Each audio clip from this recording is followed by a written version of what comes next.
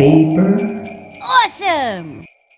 Good day everyone! Today I'm going to show you how to make paper envelope like this.